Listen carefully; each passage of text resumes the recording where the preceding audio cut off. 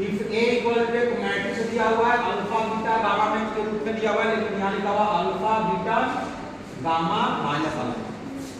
Is such that A square equal to I, I क्या है यहाँ? आइडेंटिटी मैट्रिक्स है।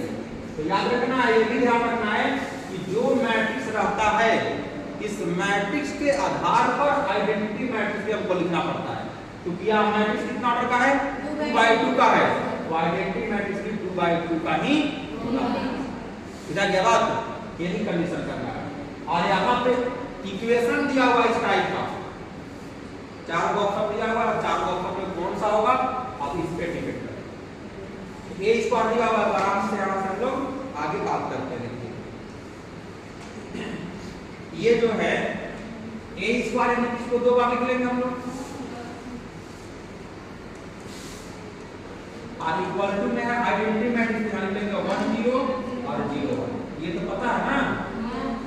कहीं कहीं ऐसा भी आप ध्यान रखिएगा कि कहीं लिखा रहता है यहाँ ऐसे लिखा रहेगा I2, तो इसका मतलब आप समझ जाएंगे कि 2/2 ऑर्डर का मैट्रिक्स का आइडेंटिटी।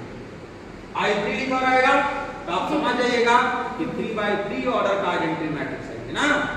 ये सब ध्यान रखिएगा। ये सब कहीं कहीं सवाल में ऐसा ही लिख के छोड़ देगा, ये लिख लीजिए alpha beta gamma minus alpha beta gamma minus multiple आता क्योंकि ये 2/2 का है, 2/2 का है, आराम से मल्टीप्लाई होगा, करते हैं मल्टीपल होगा इससे इसमें, यानी कि पहला से पहला होगा, तो ये हो जाएगा अल्फा प्लस बीटा का, ये होगा।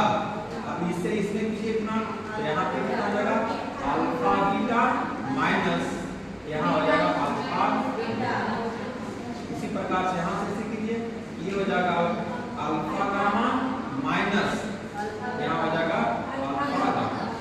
इसमें कीजिएगा गुना तो यहाँ हो जाएगा कितना गामा बीटा, और इसे जब कीजिएगा तो ये हो जाएगा आपका माइनस में, तो माइनस में माइनस प्लस यानी कि हो जाएगा प्लस। अच्छी बात, इक्वल टू 1 0 और 0। अब यहीं पे ध्यान से देखिएगा, देखिए अल्फा गामा का ये यहाँ भी अल्फा गामा है, एक निगेटिव एक पॉजिटिव, एक बात कट जाएगा ऐसे, यहाँ पे देखिए आपका कट जाएगा, बचेगा ही खाली। जब ये बात बचेगा तो यहाँ से इक्वेटिंग कर लेते हैं हम लोग, पहला रो पहला कॉलम का एलिमेंट, यहाँ पे पहला रो पहला कॉलम का एलिमेंट, तो इक्वेटिंग करेंगे तो यहाँ क्या बचेगा alpha square plus beta gamma equal to 1, ये ना बचेगा। अब इसको मान लीजिए